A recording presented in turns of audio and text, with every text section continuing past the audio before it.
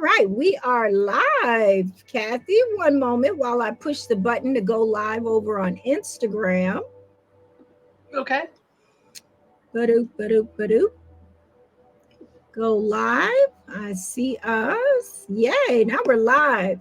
We are live on Facebook, LinkedIn, Instagram, and then Facebook and LinkedIn over on Kathy's account. Hello, hello, disruptors and those bookkeeping bistro folks. How are you? This is Selena, aka the Disrupt Her Coach, with my lovely good friend Cathy Mallers of Bookkeeping Bistro. I am. And we hang out in some of the same circles, namely our business coaching circles for Hello 7. We've recently both become certified Hello 7 business coaches, and we are certified in business, mindset, and money coaching. So, Cathy, I want to thank you for being here this lovely Sunday. I know that you're on Central Time, and I'm over on East Coast time. Have I got snow today, and I'm curious. Oh no, it's beautiful and sunny out. It's cold, but it's beautiful and sunny out. So it's been a beautiful day in Chicago. Hey, hey, nice, nice, nice. So, Yep. Kathy, for the lovely folks out there, how do you show up in the world? Who are you? Well, no, I actually, I want to thank you first of all because you gave me this similar concept around this question, and I was like, "What is my history?" And had a brief conversation with a couple of folks yesterday Mm-hmm. about when was my first job, and I was 9 years old. So I grew up at a time when people still had their newspapers delivered to their house, and I Right. had to go to their house and collect the money. Were So you a newspaper person?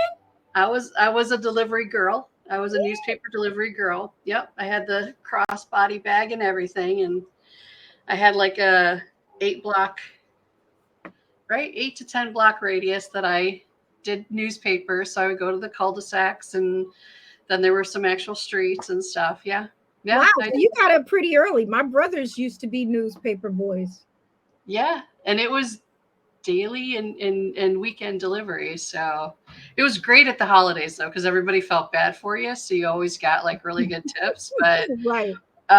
yeah, so I was like, what are my highlights getting into professional careers or whatever? Yeah.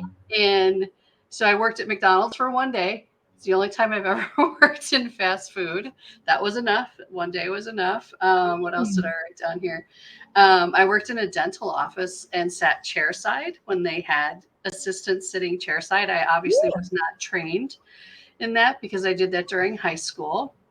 Um, Okay. yeah, and then for college, I worked in retail and offices, so like as a temp, and then Mhm. I worked at the college itself because I had to pay for my own tuition.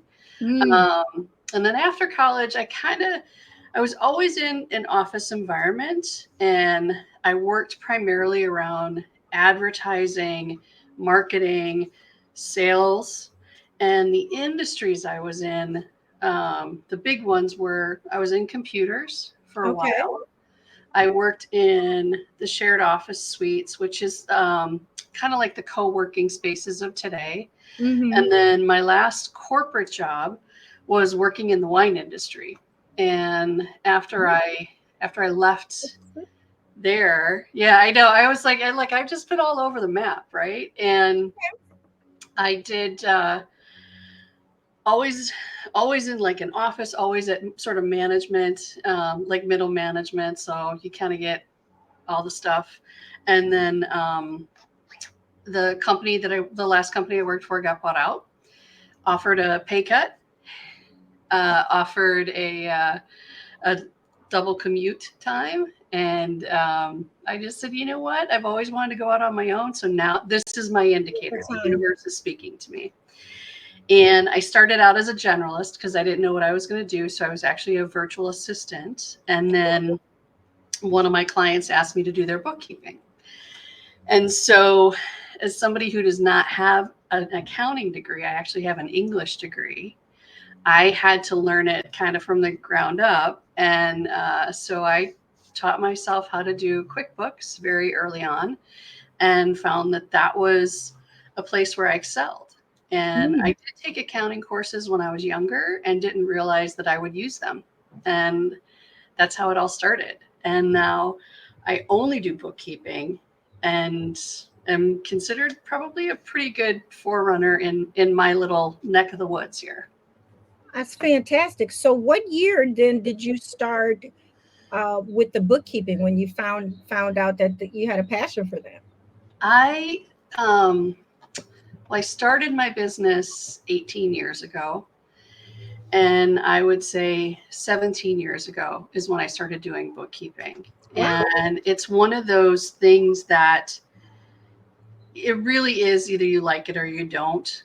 Yeah. Because I've found most people are fearful of the numbers themselves, what they say, what they don't say, whether or not you have the cash, etc.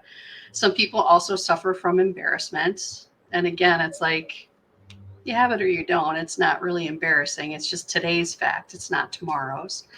And then I, yeah, and I just found I liked it.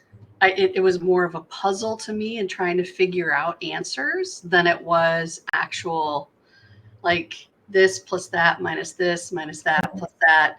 So I didn't get caught up in the that minutia in the very beginning, and then I learned how to understand that better, and Yeah. then I further learned how to communicate that so people understood it as well. I So I have a fun fact for you. I took accounting courses early on to, I knew I didn't really want to go to college, but I mhm, took a couple of accounting courses. I thought I was going to be a, an accountant. I don't know why. I was really good at math. mhm, Uh, and then accounting kicked my ass so bad, I realized, like, yeah, nope. this is not for me. I went to the community college and took some courses and trying to balance. Oh Yeah. no, it was a mess. I was sick, literally. But yeah, I learned early on that was not for me. Yeah, it's either in you or you're not. And even if you are good at math, because I was good at math, but I was also really good at English, English. apparently. I love them both. And one's very like left brain, one's very right brain, and I liked them both. So Yeah, that's fantastic. How so what are some of the misconceptions your clients face when it comes to achieving financial success in their business? oof, how much time we got? I would say the first thing is, especially for new business owners, Mm-hmm. you can have the best business plan created and it's all detailed and it's beautiful and it rarely ever falls 1000% into place unless it's something like a franchise, for example, like a McDonald's, right? Because it's a known entity, it's a known thing that people are already prepared to buy. Okay. um, if you kind of step out of that space and you say, I'm going to start a brand new company and this is my passion and I'm going to pursue it, and I've worked out all the financing and how much it's going to cost me, it's usually going to cost you 2.5 times more than what you think it will in the beginning. And the part about that is when you start out, you don't realize um, how you can get distracted, how something seems like it's the right thing to do in that moment. Mm. And you're like, you know what, I'm going to pursue this and see where this leads me. Um, you're also doing what I call the spaghetti test. So you're testing out different ways of marketing to people. And, you know, my overarching thing is bookkeeping. And I've chosen to only do bookkeeping. You know, like I don't do actual taxes. I don't do certain other, I don't work with construction because Right. because of the way that those are done. That evolves over time. So the first thing is like follow your passion 100% and understand that you are going to get pulled and you're going to see shiny buttons and you're going to be like, oh my God, that's exactly what I want to do. The other piece is no matter who you are, no matter what level you're at, Yeah. you're gonna compare yourself to somebody. You're gonna just do it. It's human nature. If you're a competitive person and you've been following somebody, I know, 100%. Um, if you're doing that, if that's a Mhm. part of your nature, embrace it and also understand your only competition is you. Absolutely. That's a The good other point. thing I would say is like in the beginning, you have to understand that if you go from an employee situation to an owner situation, it Mm-hmm. is a transition. And you don't realize it when you do it, but you shower with your boss, you sleep with your boss, you know, like you have conversations with yourself when nobody's there. You have, you're like, I want to have the exact same life I did as an employee, and you Right. don't recognize all the behind the scenes things that come up that you have to navigate through. Oh yeah. They made it look so easy when you were an employer. Yeah, well, every overnight success usually takes between 10 to 15 to 20 years. So anybody who says they were a complete overnight success, I would love to hear their story. um, I personally haven't experienced that. I Absolutely. can't. uh, Neither so, have I. I have started two businesses, and it's fucking hard. And actually, I'm on my third. So oh, yeah. jeez. Yeah, and one of the things are, depending upon where you're at in life, what kind of Mhm. responsibilities do you have? What can you afford to do? Um, I have clients who make 50 to $80,000 a year to 10 million a year. Mhm. It just depends, and it's all of the levels and then all of the different areas. There's, and we've learned this in our coaching. It is true. There are certain steps that you have to take Right.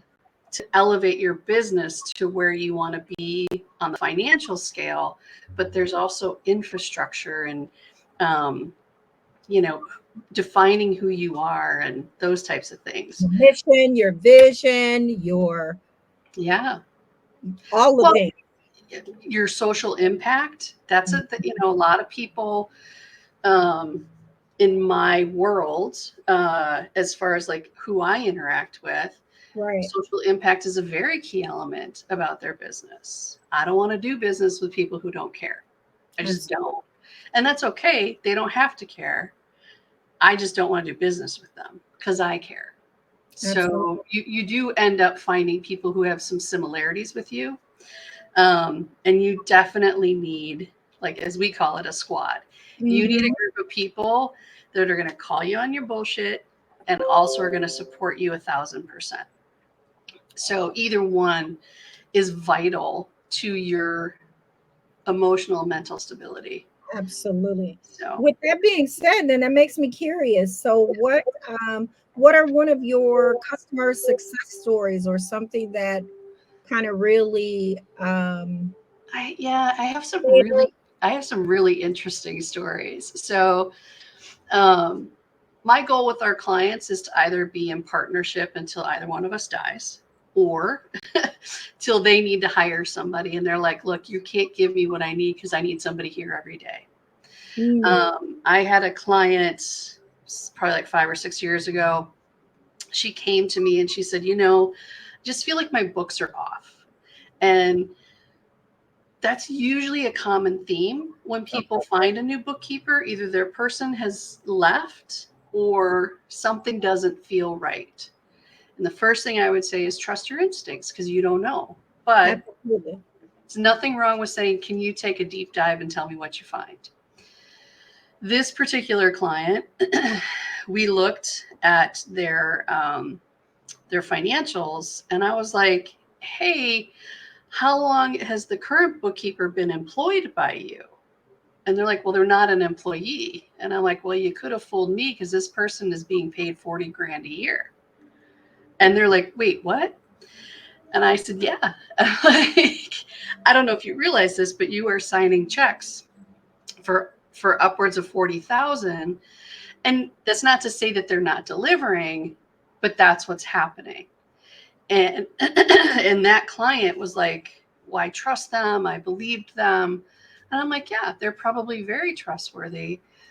Something happened along the way, and they didn't communicate with you, or you as the owner who is responsible didn't take a look because you trusted them.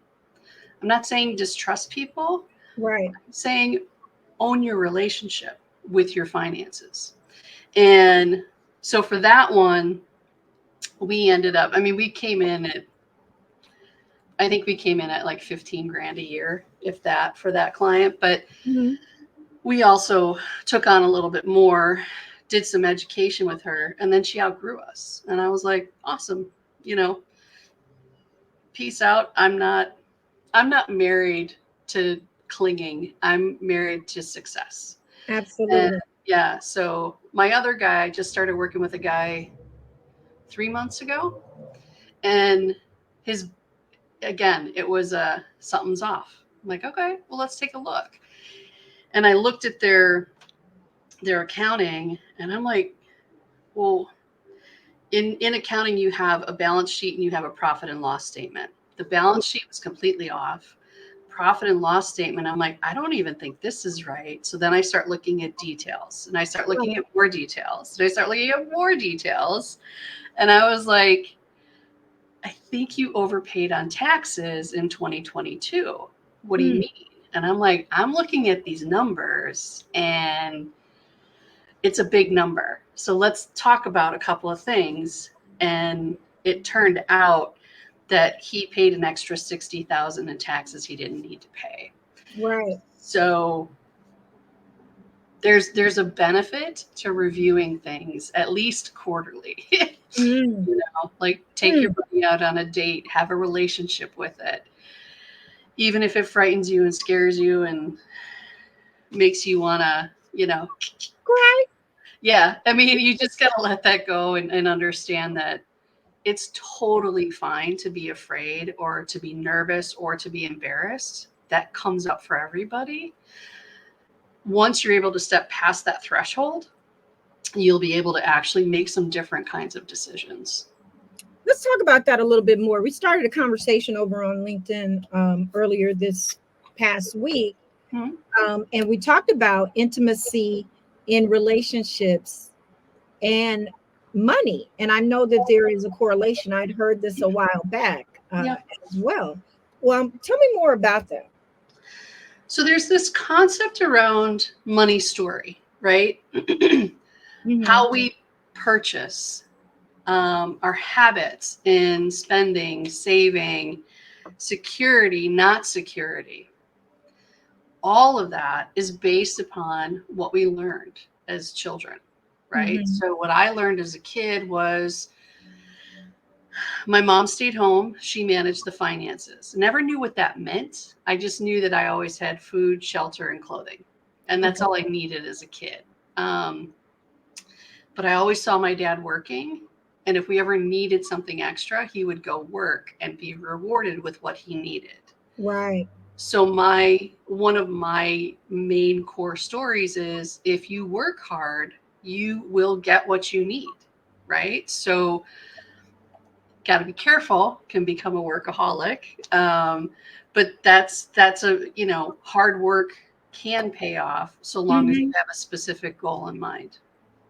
Um, so when you start looking at historically kind of how you react to money, if your bank balance ever hits a certain level, do you feel a reaction?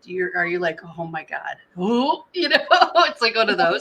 Yeah, I definitely don't like mine to go below 10 grand. Yeah, and I have a client who's like that too. So we've put into place a thing where I'm like, hey, it looks like your bank balance is going to go down to 8,000. Just letting you know. And she's like, great. I'm okay because she still does grandma's envelopes. So she keeps a couple to $4,000 in her house in envelopes. And if she's Right. like, it's okay, I've got cash. I'm like, okay. Okay. But, it's just sort of like a symbiotic thing. But that's what you want to look at, right? Because like any relationship, you're developing a communication. Mm. You're developing, what will I accept? Well, what won't I accept? So for you, like you said, I will not accept my balance is going below $10,000. Okay, well, what are you going to do to make sure it stays at 10? What are you Right. going to do to make it more? And that relationship does become very intimate because it physically affects you. It Oh can yeah. stress you out. And as we know, stress is not good in so many levels. And then the other piece of that is, am I doing the things that bring me joy to keep that balance? Yeah. And if you find that that's also affecting you, then you might need to kind of like reposition your lens a little bit and go, okay, this is why I got into business. This is my passion. I kind of strayed off course. So now I'm going to just I'm going to go midway between where I started and where I'm at, because there's something here that brought me, and I'm going to see what's here and maybe play a little bit in there. So, and I jokingly said on another call this week, I'm like, look, take $500 out of your bank account. Just get all the 20s, because that's usually how the banks hand them out. Right. ATM, get $500, throw it on your bed, roll around with your money on your bed. Hmm. Get to know what it feels like to have abandon with your cash. Oh. The emotion you feel that you want to perpetuate is the emotion that you'll keep working towards. So if you work towards a scarcity mindset, you're not allowing money to come into you, because I'm holding it, I'm closed off, right? Whereas if I'm like, let's see what happens, let's make it rain, let's do the things, right? And then you can enjoy it. You might feel silly. You might think, oh my God, I'm like, this is weird. Great. But weird is not necessarily bad, because you're laughing, you're joyful, you're embracing it. You can always put the money back into the account. Nobody said you had to keep it, but Right. it's just an experience to experience what it would be like if you're not in that position yet. Give yourself, it's almost like putting yourself in the future and seeing how it is in the future. Because imagine if that was like 5,000. Imagine if that's Mm-hmm. Hmm. 100,000, you know? I kind of have a mindset. I give a lot of money away. I give a Mm, lot of money away. I like to do what I call random acts of love. mhm. So it's really helping people meet immediate needs. So the other company that I have, that's our mission. And I may leave an extremely large tip in a restaurant after having a conversation with the server. I was just on vacation. There was a young lady that she was out on the corner with her babies selling bottles of water or something like that. So Yeah. I literally gave her everything I had in my possession. And so that was a pretty large sum of money. What but I look at it like I'm freely giving, so I'm circulating it, right? Like it's going to Yeah. come back to me. Is Yeah. what kind of money story is that? What does that look like? Kind of having that kind of. My mom was like that. My mom, we live in Chicago. There's a naval base nearby. During the holidays, they would always let them know to send 2 to 4 um, naval officers who couldn't go home to our house at Thanksgiving. So we'd Mhm. always have guys from the Navy having dinner with our family. Oh, I'm not sure too. Oh yeah. Yeah. Many So, many people have ate slept at my home. yeah. And it's about, A, can you afford it? And the people who can afford it and want to do it will do it because they already know it's going to come back. The money may not necessarily come back specifically in dollars, Right. but Absolutely.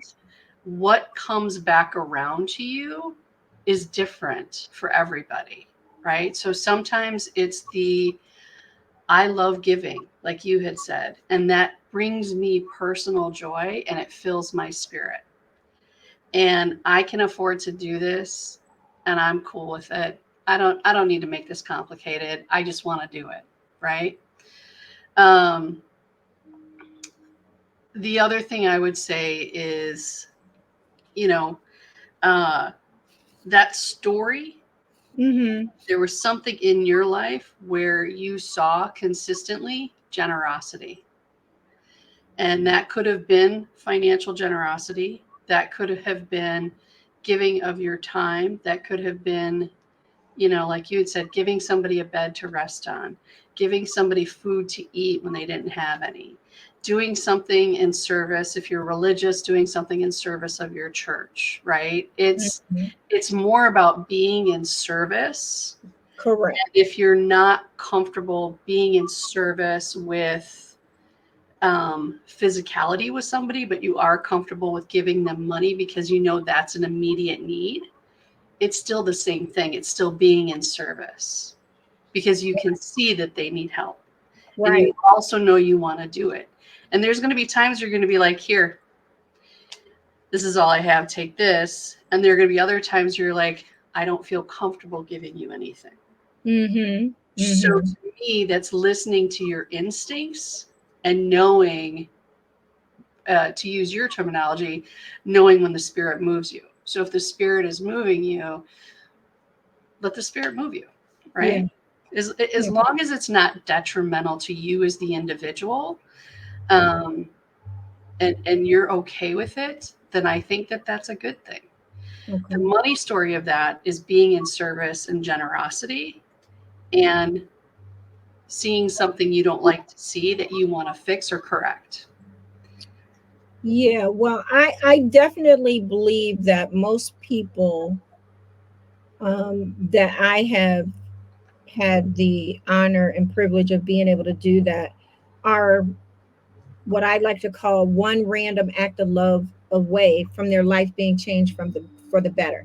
I have had people bless me in other ways, not necessarily financially, but just little planted little seeds that really helped me along the way. And so that is one of the ways that the spirit has given me to be able um, to bless others for sure. For sure. Let me ask you this question because you know I'm the disruptor coach, right? Yep. Yep. So I'm curious, what have you had to disrupt in your life? Several of my own money stories, actually. Mm, do tell. Um, I used to live in a very scarcity mindset, uh, Hmm. because there was a point when I, probably like about 2 to 3 years into my business, um, doing the right thing should always be the doing the right thing. It should not be something that is detrimental to you. And I had a client, and this guy, I met with his office manager. She told me that she had the authority to sign the contract. So the contract was signed. Uh-huh. And I went out and I, did all these things for them on the financial piece of doing all the bookkeeping, etc. And then the guy who owned the business calls me and he's like, well, she's in jail. And I'm like, well, what the fuck happened? Like, what? I don't understand what happened, sir. I had nothing to do with putting her in jail. Apparently, she was embezzling. And I had no idea because my scope was very specific. And some of what she was doing is that she was double paying herself a payroll. Now, I didn't know that. I had no clue. I didn't know if it was like an expense reimbursement and a payroll or whatever. That wasn't my role to dive into that at that point. Right. They were Right. very much like, we want you to come in and enter bills. We want you to come in and reconcile accounts. That's all they paid me for. Right. So it was actually one of my first big accounts too.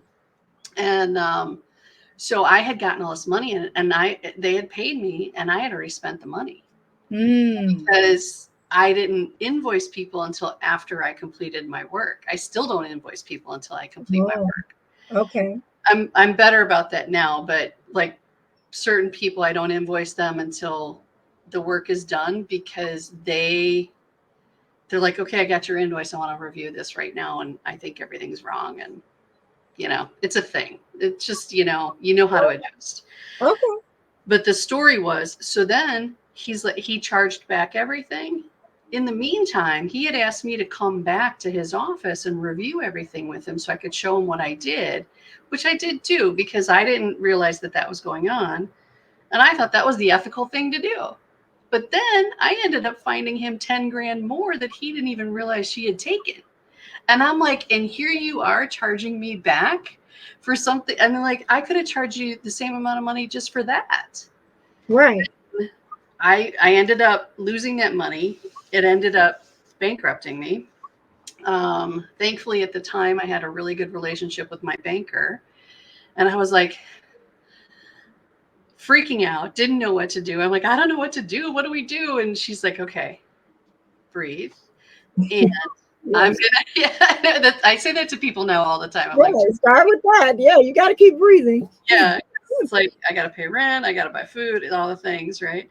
And my banker was so amazing, and she said, "Look, this is what we're gonna do. I am not gonna allow the bank to charge you any overdraft charges. I need you to start going out and making quick cash and getting money deposited into your bank account." So I had to go back through, and I was, again, I was still a little new in business, so I didn't have the kind of consistency I have now.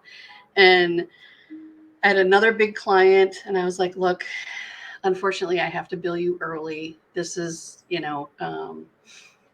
I have to bill you a week early. And they were like, do you need the money? And I'm like, yes, I do. Like, I'm not going to give you the reasons. Yes, I need the money. They Right. gave me the check. I went directly to the bank, and I'm like, here's a check. And then I went and, found some other quick hit, low hanging fruit type of opportunities and got the money.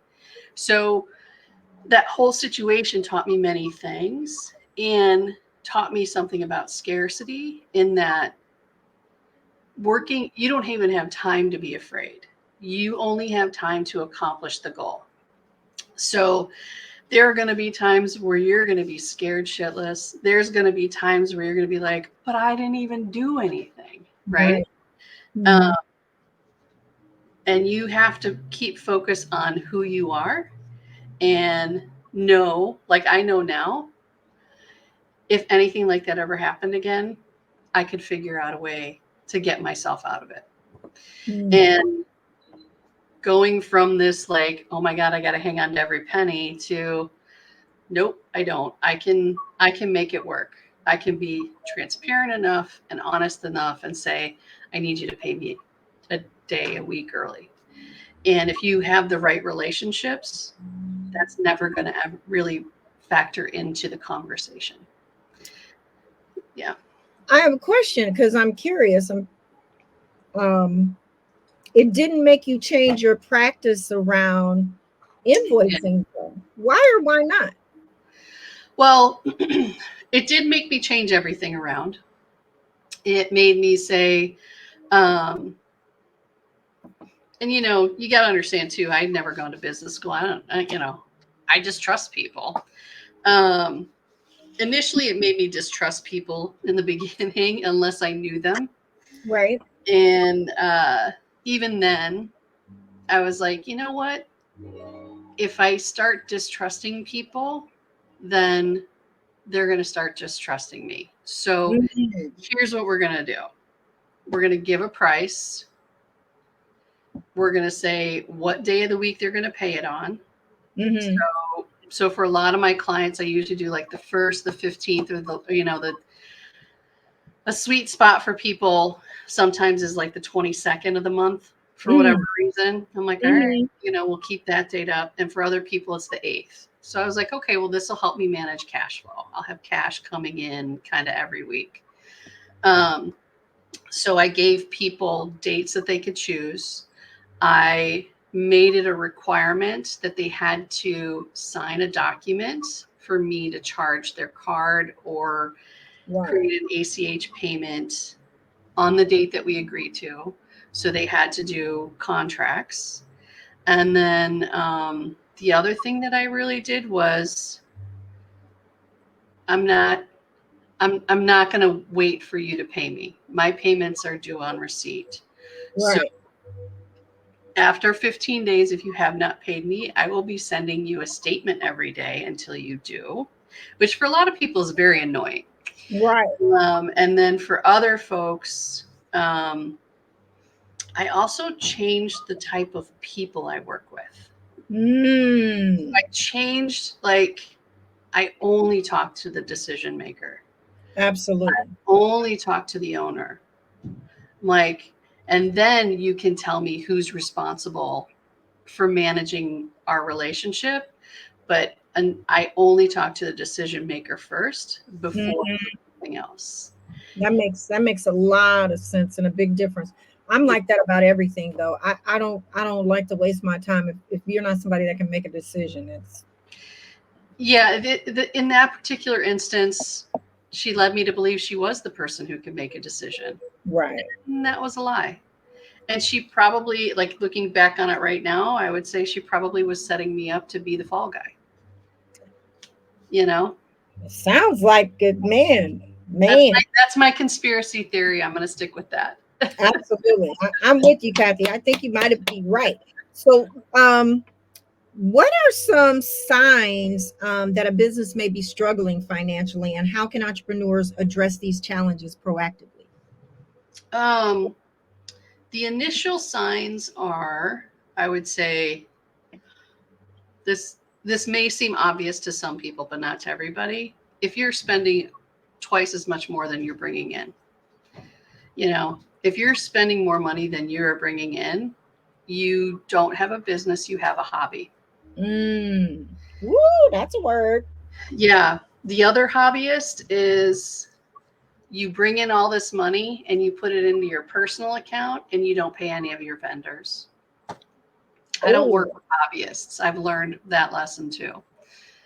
So, because as somebody who sees the numbers and I see somebody pulling, like they make $1,500, they owe me 350, but they're pulling 1,200 out so they can put money into their own bank account and they've got all these bills. I'm like, you're doing this for you to make money and you're not paying anybody, but you say you are and you're not. And if I got to chase you, I don't like to chase. I just don't, So, um, those are a couple of things. Like if you're pulling more money in for yourself personally is how I would narrow that down, and not really honoring your other obligations. There's obviously a story in there. yeah. And do you really want a business, or are you trying to do something else that might not fall under the guise of owning a business What does that conversation look like when you're having that conversation? with somebody who owes me money? Or you recognize that they're a hobbyist versus really running a business. How do you how do you Honestly, I actually, the last hobbyist I worked with, which was a long time ago, we'll that's fine. over 10 years ago. Okay. Um, Great person, great personality, very gregarious. They tend to be really good salespeople as well, right?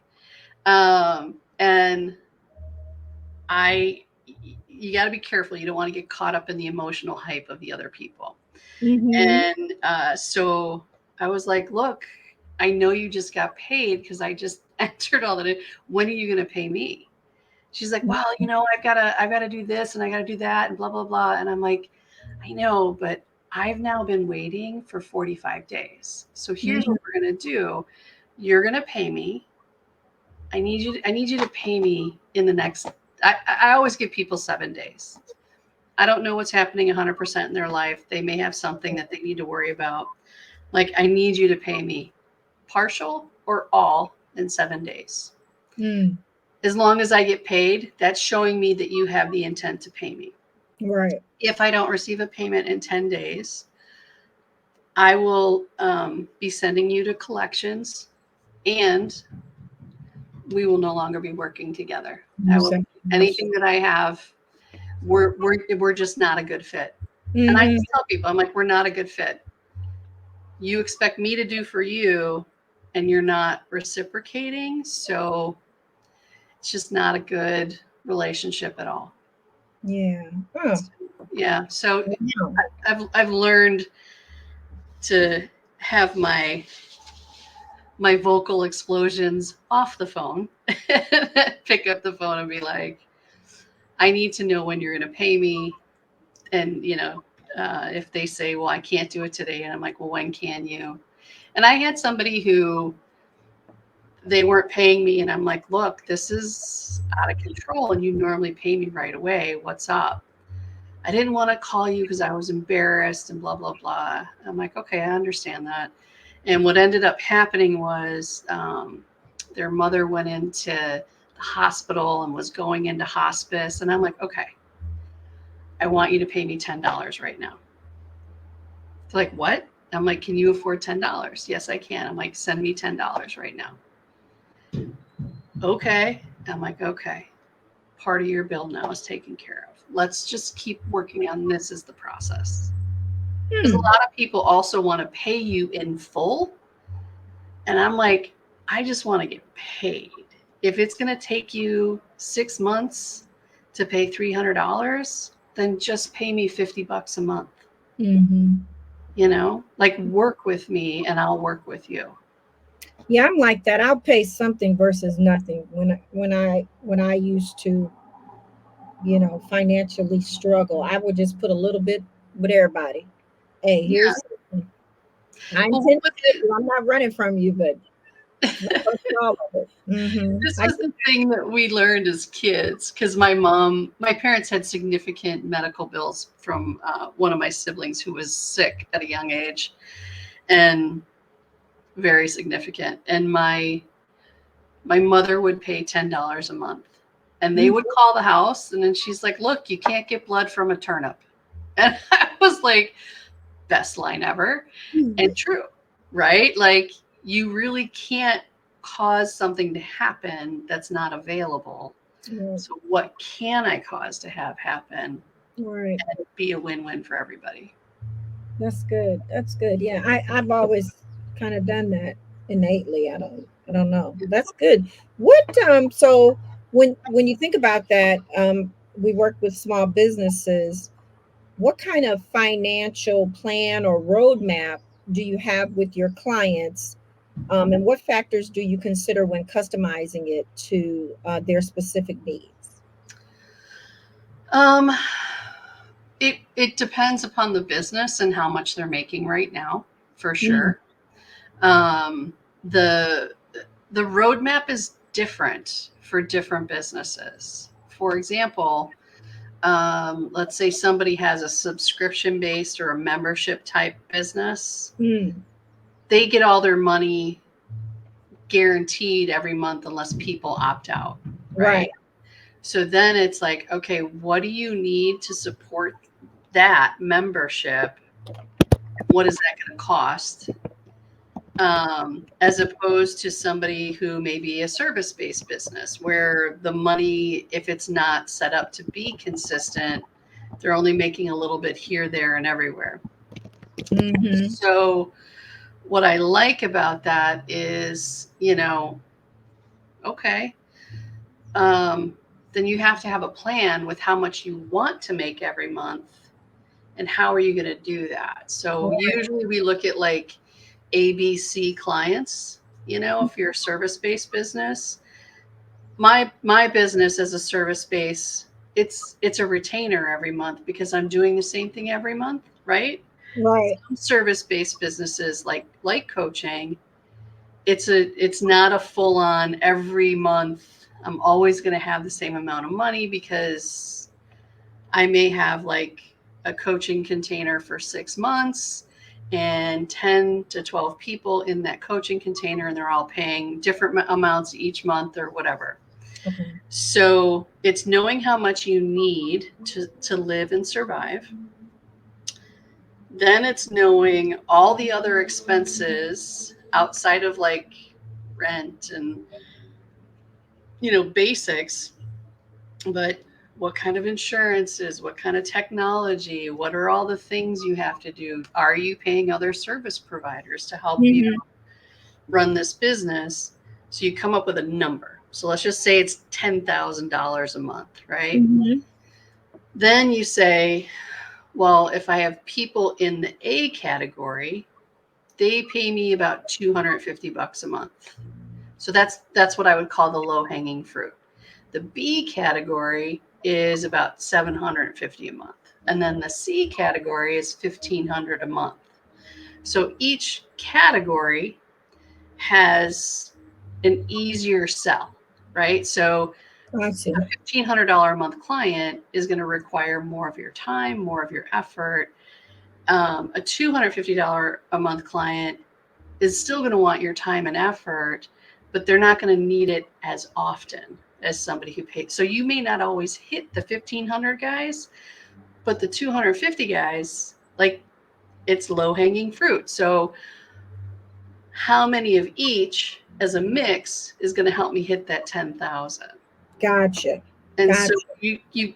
and by mixing it up, you also manage your time investment personally, and you're able to manage your cash flow, because usually the lower hanging fruit folks tend to be with you longer because they're starting in a position where they're like, I don't know, and you're like, all right, we're good, and we're just going to keep on going, and we're going to make this work, and we're going to see you succeed, and we're going to see you elevate. Right. And then the next piece that happens is they do elevate, then they go up to 750. Now they become a raving fan, or Absolutely. a referral partner or an affiliate. I love So, that. you know, for those people, you're like, okay, well, now I'm making money off of whatever you say about me. And I'm going to give you a portion of that back. But guess what? I didn't have to do anything. I just had to show up for you and work with you and know that I'm going to show up the same way for that person as well. Now, how do So, you incorporate your coaching into the bookkeeping? Because now you've become a coach. What does yeah. that look Well, it's funny because I here, obviously in the States, it's tax season. like? So the first couple of months of the year, I was like, I am the turtle. I am not the hare. And I don't have the bandwidth to give to the coaching clients that I would like to. Yeah.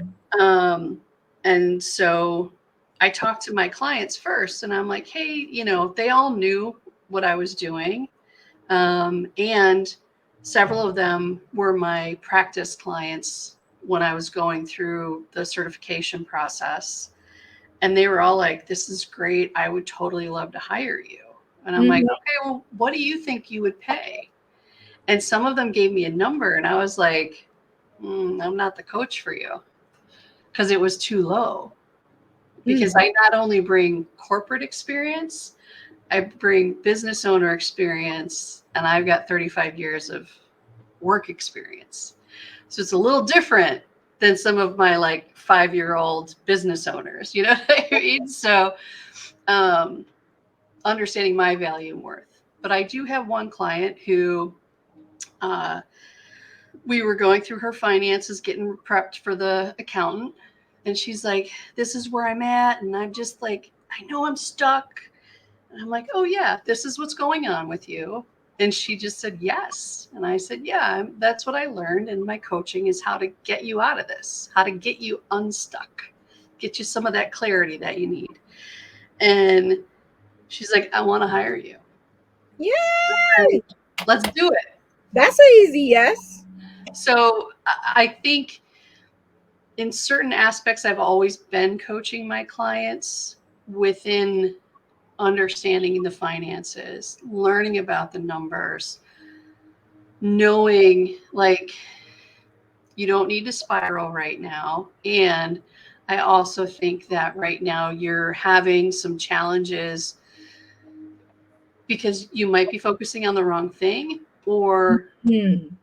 because you might have made a decision that's not beneficial to your business right now. So what we're going to do is I'm going to a conference next week, so I won't be available to her. Mm-hmm. She's like, fine, I'll get on your calendar the week after and we can start. So meeting people where they're at, I think, is also the key to working and coaching with people. My coaching style is also slightly consultative, because some things I'm like, I don't want this to be hard for you and to go through so much work. I want you to see that first win pretty quickly. Gotcha. So some of it, and when it's money related, it's really hard for me to turn off the, I can see if you raise your rate by $25 an hour or whatever, and you add in 10 hours, that's $250. And you didn't have to do anything else but raise your rates. Because once you Right. raise your rates, you already have an existing cadre of clients, and those folks love you and trust you. And most people after 1 to 2 years do expect a rate increase. Right. And Right. you have to be okay with the increase that you give, because that's hard for some people to do. Do you just coach, or is it a bookkeeping and a coaching relationship? Um, there will always, with the existing people I have right now, it's bookkeeping and coaching. Let me answer the question. There will always be an element of finance in the conversation, Mm-hmm. because money is what moves the engine. Ah, So we need to look at that and see how that's impacting things. How are you spending? Um, are you charging enough? Uh, mm, do you understand what profit is? absolutely. Do you have too many loans? Do you have too many credit cards? You know, we want to look at all those things and kind of see, like, okay, what's the plan to get out of debt and just get primarily into profit? Gotcha. Gotcha. Okay, another question for you, if you don't mind. Can Sure. you share any tips or strategies for managing cash flow effectively, especially during uncertain economic times or market fluctuations? Okay, well, that's a big question.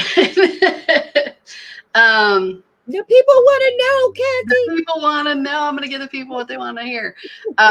So here's the thing, right? If you have a business that has certain cycles in it, so like for me, in the bookkeeping side of my business, we acquire clients always at this time of year. So we have to be in a position to accept clients if we want them, or refer them out to the appropriate partner for them. Mhm. Um, So if you know that you're going to have a cycle in your business where there's always a low. So people who do weddings, right? Yeah. Any aspect of weddings, floral, photography, events, all that stuff, right? Like actual locations and all that stuff, right? Hmm. The height of the wedding season is June.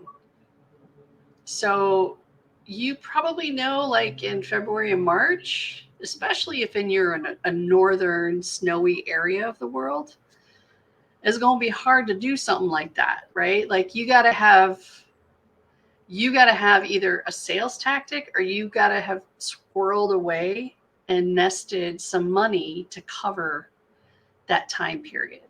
Right. So the answer is not easy, because there's data that you should find. And the majority of businesses have cycles where all of a sudden they see this great influx of cash. If you're a coach who does group coaching, and you have 12-week coaching programs, Hmm. at the beginning of that coaching program, you got to make that money last to the end. Or you got to be saying, all right, I'm going to do one coaching program starting in each month, different days of the week, and then I'm going to be selling, so I have money coming in for each. Gotcha. So you just have to plan. So it kind of goes again back to that ABC method. Like, Right. what are other things that I can plan for? And you'll see this a lot with some service providers. Well, they'll have a free product or a $9 product, or they'll have something that people can purchase online. That's a Hmm. huge help, and it's something that generates revenue on a Hmm. consistent basis that you're not really like hardcore selling, but you're also letting people know like, hey, this is not for you, but I have this product that you could pay $150 for that'll teach you exactly what you're looking for. Right. That's good stuff. So passive income. Yeah. Got you. And multiple streams of income. I'm about that life. Yeah. That going. Yeah. Looking ahead, do you envision as the future trends or challenges in any future trends or challenges in business, finance, and how do you prepare your clients to adapt, thrive in this evolving landscape?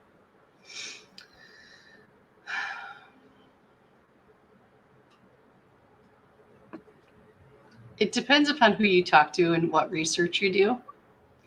Um, I, I I follow a couple different CPAs. Some Mm-hmm. people would say the current political environment has an impact, etc. Some people would say inflation is just, screwing everybody over right now.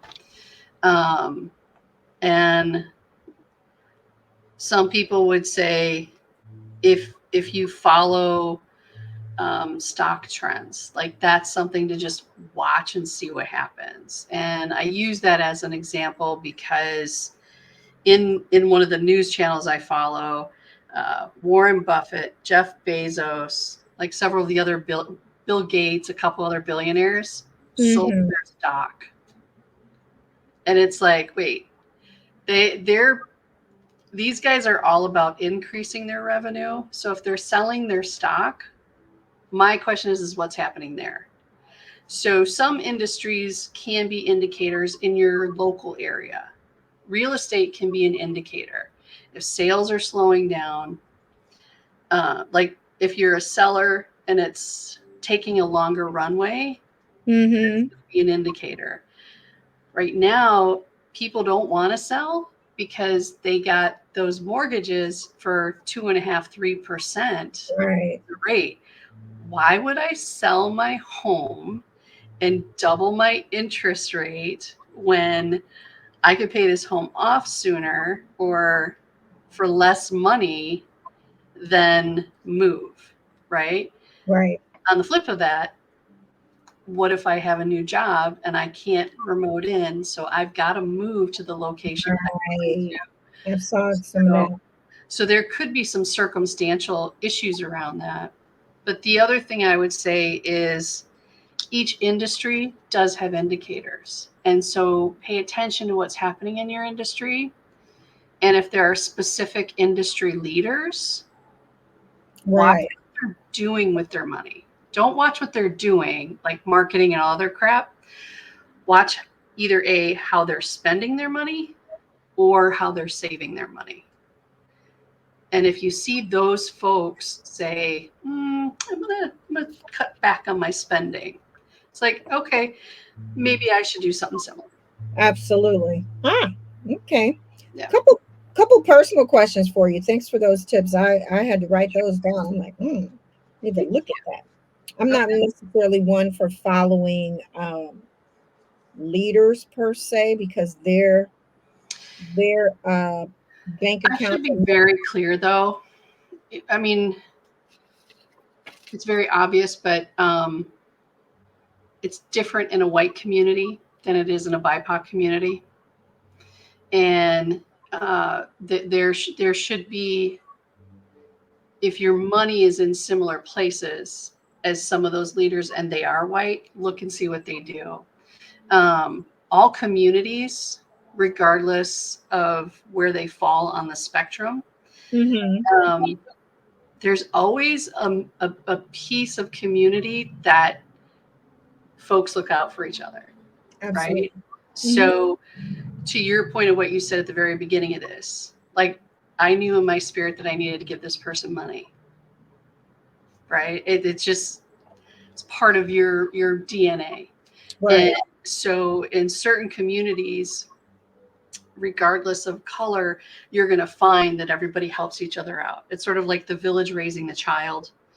Um, so there will also be that element. So it's Mm, it's it's a combination. It's never just one box.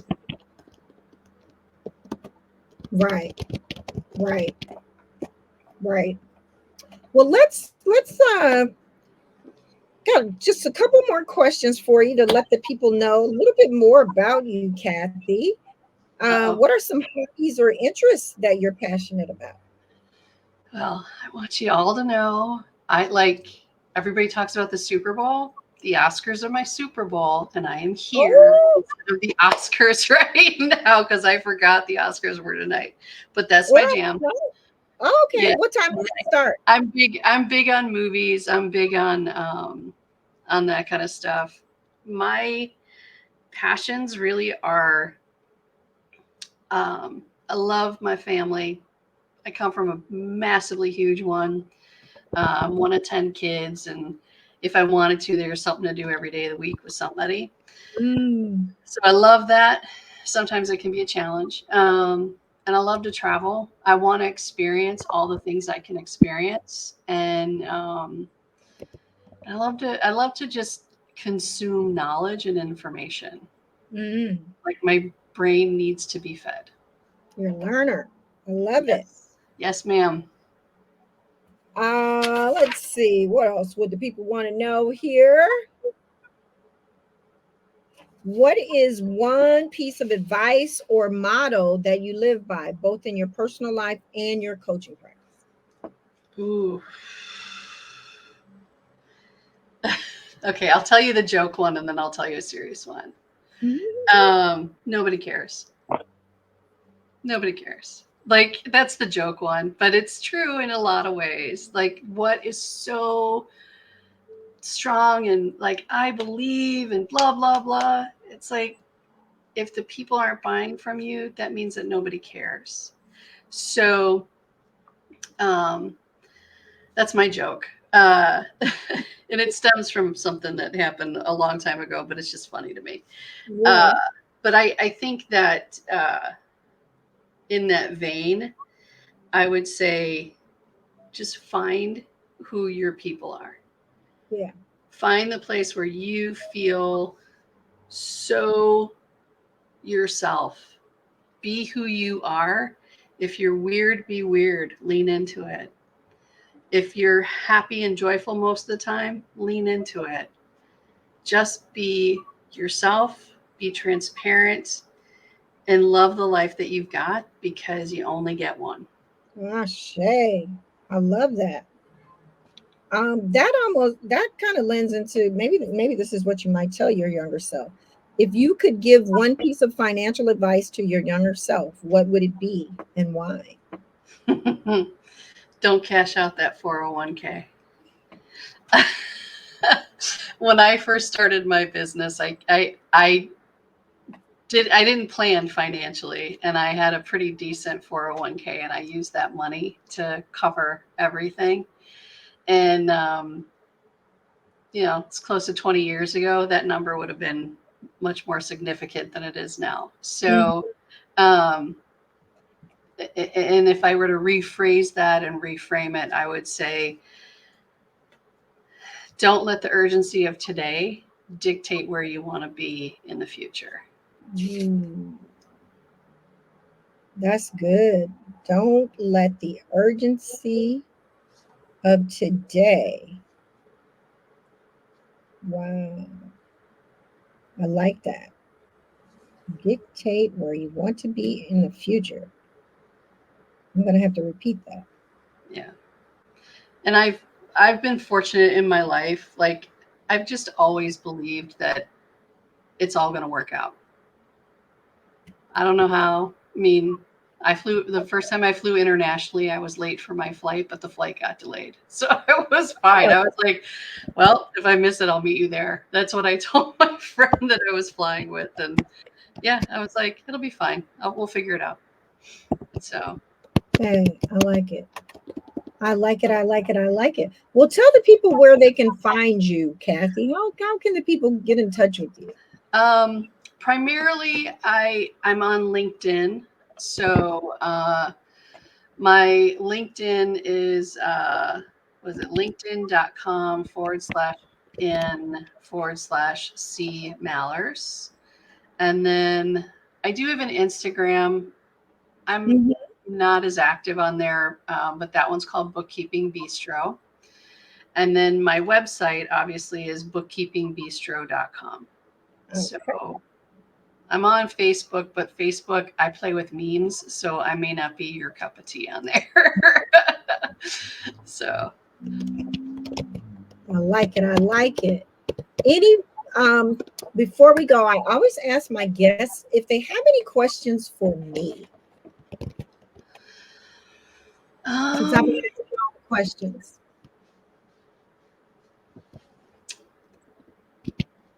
okay, all right. What piece of coaching advice would you give to me since you know me? Since I know you, what piece of coaching advice would I give to you regarding what? What Whatever. In whatever. how you know me and how I show up and how I am in the world. Um I would encourage you to keep doing and showing up in the world the way that you're showing up. I love everything that I heard today, even though I wanted to say, girl, at least take a deposit, Yeah. right? However, it's working for you. Yeah. It served you. You trust yourself, and I love what you said about you want to be trusted, so you act accordingly. You trust, and that's the way you do business. It's so very old school Chicago-ish, Yeah. I got a guy. Yeah. Yeah. right? I think we understand each other there, Yeah. and I like that. I like that. So I would say it's working for you. You've been in the game 20 years now. Yeah. If it ain't broke, you don't need to fix it. Okay. So All right. go forth and continue to prosper, I, young lady. I will. I will. Yeah, yeah. That's what I would say. Okay. Absolutely. I'm very proud of you. I'm encouraged by you. I would highly recommend you to anyone that is looking for a bookkeeper. I don't feel like I need it just yet, but I was thinking about that. I was like, do I need Kathy yet? No, Um, you don't yeah, actually. And I would turn you away right now. right. No, because you don't. Like, don't spend the money on what you don't need. Yeah. Yeah, in my other business, the food and beverage space, that's where I have used a bookkeeper. I had a business with my ex, and now I'm going to be doing it on my own, and I'm toying with whether that's going to happen in the summer, and see. I can see where I would need it then because there are a lot of moving parts there, but not for the coaching. That's a different beast too Yeah, from service. Yeah. absolutely, absolutely. Well, this has been amazing conversation. I learned so much. Thank you. Thank Is you there? for having me. Thank you for saying yes on such short notice. Of course. I was on vacation and I was like, oh shit, I didn't get anybody for when I come back. So, yeah, I appreciate that very much. Is there any final words before we go? Have fun. Don't it's hard. Ownership is not for the weak of heart. There are people who are meant to be owners, there are people who are meant to be workers, and both are necessary and both are needed and wanted and praised. So have fun. If you stop losing your joy, figure that out, because it'll all come back to you. Absolutely. Absolutely. It looks like you've got some fans over on my Instagram. I just want to give you a couple of words here before you go. Um, Okay. See Savvy Queen, she chimed in. Wow. Yeah. This was a much needed conversation. She thanks us. It was very timely for her. I see she's on her third business too. Val, we should talk. We're in a we're in a squad Yes, together. you need to create a support group. Yeah. And then there's Stephanie Julia. Hey, girl. We She said that that was a good question that you asked, and we had a great discussion. So she appreciated that. I saw Marie also chime in. Karen Brown, she said hello to us. Whoa, my screen just got really big. I don't know what that means. Why did that happen? Wow, these things are supersized. I love Okay. it. A good friend of mine, Tiffany, joined in. That's my she's my Manny Patty girl. I also quoted you on "Don't let the urgency of today dictate where you want to be in the future." That was really great. Yeah. Absolutely great. Awesome. And let me just check over on the others that we got going on. There's Kat. Hey, Miss Karen. She said owners and workers are necessary and bring value. Absolutely. Let's pin that. Thank you. Thank you, Karen, for just stopping in, hanging in there. Thank you, Marie, if you're still around. Good stuff. The replay, once we disconnect, the replay will show up shortly thereafter. If anybody is watching, drop us what is that, the little camera emoji to let us know you're watching the replay. I do track our numbers to see who's listening in and see where we need to continue the discussion if the numbers really go well. So we appreciate you all. This is our time. Kathy has to go so she can watch the I Oscars. gotta know who wins. I gotta know. Yes, That's go. all right. I'll find out later. It'll be on YouTube or something. It's cool. My son is an actor, so the See? Oscar is a big deal. It Right is. now, if I called him, he was like, "Mom." It's my Super Bowl. That's all I can tell you. I That's love it for you. I love it for you. Well, thank you thank for showing up and saying yes and talking to the people, sure. letting them know all about the financial bookkeeping side of things, as well as um, financial coaching that they can get in touch with you and be able to get that gap filled as well. I appreciate you. I look forward to talking to you in the chat Yes, um, ma'am. as we continue these things. Thank you so much. I love you all. Bye, Until guys. next Sunday, there will be a new conversation. Drop your questions if you have them, and I'll answer them either in the chat or online. Thank you. Have a good All right. night. Take care, everybody. Bye, y'all.